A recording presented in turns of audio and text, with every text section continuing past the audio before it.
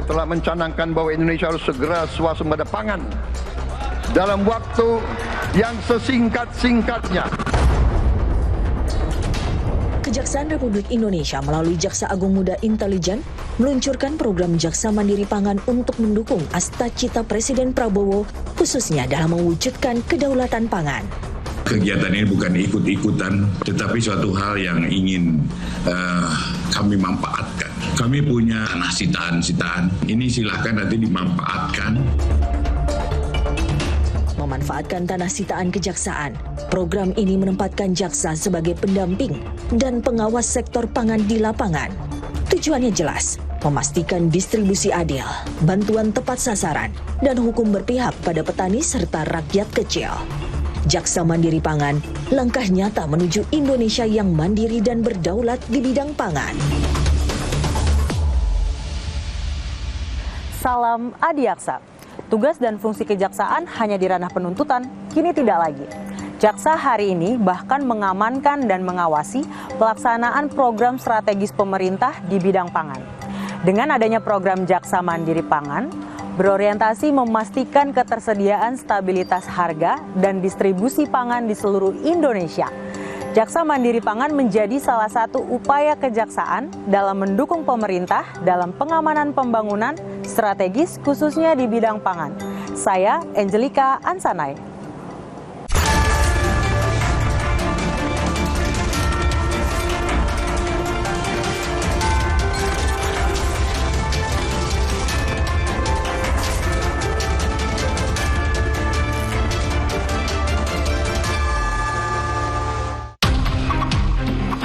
Jaksa Mandiri Pangan adalah langkah strategis dari Jaksa Agung Muda Intelijen untuk menjawab tantangan kedaulatan pangan Indonesia.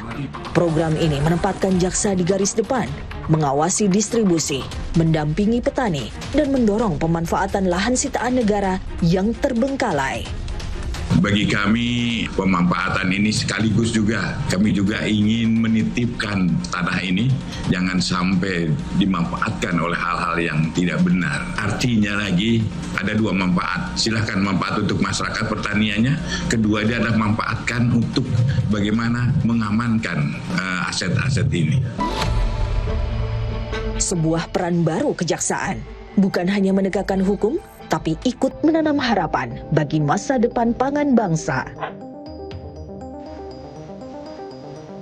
Nama saya Reda Mantopani. Saat ini menjabat sebagai Jaksa Agung Muda bidang intelijen.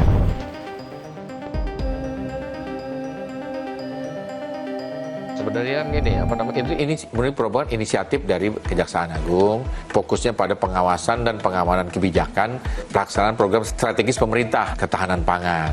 Ada tuh kan cita-citanya Pak Presiden Prabowo. Kami itu ingin menjaganya tuh supaya program strategis ini bisa berhasil sesuai kapasitas kami lah.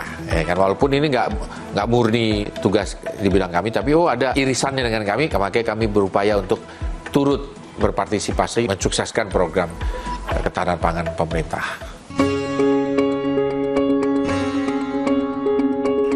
Dalam hal ini kami kerjasamanya selain dengan Kementerian Pertanian juga dengan Pemda setempat, Pupuk Indonesia, itu plus Bulog, dan kami sudah tanda tangan MOU. Kita orkestrakan lah bahwa sinergitas ini adalah untuk sebesar-besarnya kemakmuran rakyat. Pada 25 Maret 2025, Jaksa Agung Muda Intelijen menandatangani perjanjian kerjasama strategis dengan Sekretariat Jenderal Kementerian Pertanian PT Pupuk Indonesia Persero dan Perum Bulog. Kolaborasi ini menjadi fondasi penguatan program Jaksa Mandiri Pangan yang mengintegrasikan pengawasan hukum dengan distribusi pupuk, logistik pangan, dan ketahanan sektor pertanian. Dari meja kerjasama ini, harapan akan sinergi antar lembaga demi kedaulatan pangan nasional resmi dimulai. Jadi kami kan tergantung dengan barang rampasan yang kami miliki. Contohnya ada juga di Lampung, ada gudang. Barang rampasan berupa gudang. Gudang itu dijadikan tempat stok dari Bulog, dikerjasamakan. Daripada dia sewa tempat, nggak jelas itu stok gudang di mana, ini pakai nih. Tinggal dibersihkan memang untuk taruh padi. Nah, di Lampung ada, terus yang sawah di Bekasi, terus di perkebunan ada juga di Banten. Jadi itu tergantung situasional, jadilah tergantung barang rampasan yang kami miliki. Untuk mendukung pemerintah menghadapi ancaman ketahanan pangan nasional, Kejaksaan bersinergi dengan kementerian dan lembaga terkait.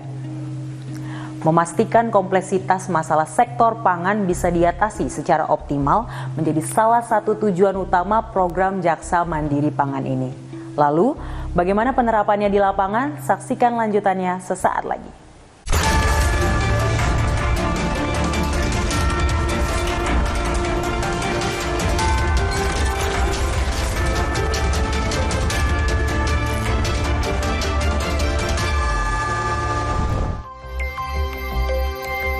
Kami berharap melalui program Jaksa Mandiri Pangan ini kebutuhan pangan nasional dapat tercukupi.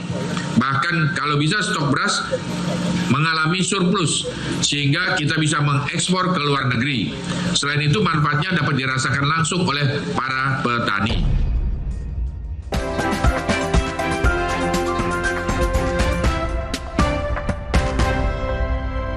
Mana PIK 2 mencegah banjir? Polder system itu adalah sistem tanggul kan ya Bu, yang dibangun untuk mencegah banjir.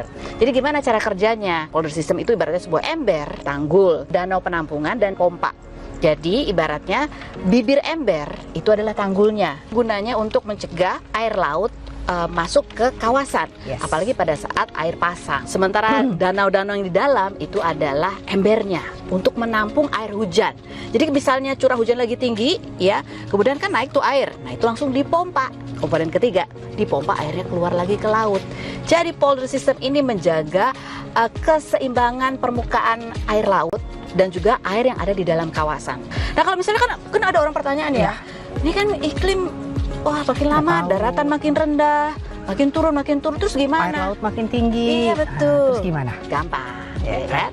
Bibir embernya alias tanggulnya itu aja yang ditinggiin, ya kan? Jadi jalanan yang ada di dalam kawasan itu nggak perlu ditinggiin. Jadi dijamin rumah-rumah di kawasan PIK 2 nggak bakalan lebih rendah daripada jalanan. Tapi Ya. pasti nanya lagi kan orang, emang udah dipakai di mana polder system ini? Kalau contoh internasionalnya adalah di negara Belanda. Negaranya itu di bawah permukaan laut, tapi nggak pernah banjir dan nggak tenggelam. Karena negara Belanda itu menggunakan polder system ini. Ini adalah teknologi yang diadaptasi dari negeri Belanda. Itu contoh internasionalnya. Kalau contoh nasionalnya di mana? Ya di kawasan PIK sendiri. PIK 2. Bukit Gulf Mediterania, Gulf Island, Riverwalk, semua menggunakan polder system. Jadi sudah terbukti untuk kawasan di PIK sendiri ya, dari mulai Bukit Gulf Mediterania, Pantai Indah Kapuk. Kalau dari saya sendiri nih ya, bisa testimoni dari 20 tahun yang lalu nggak pernah dengar kawasan ini banjir, apalagi ada rumah kemasukan air banjir, itu nggak pernah dengar. Mau hujan setinggi apa curah hujannya nggak pernah banjir di kawasan ini. Aku Viva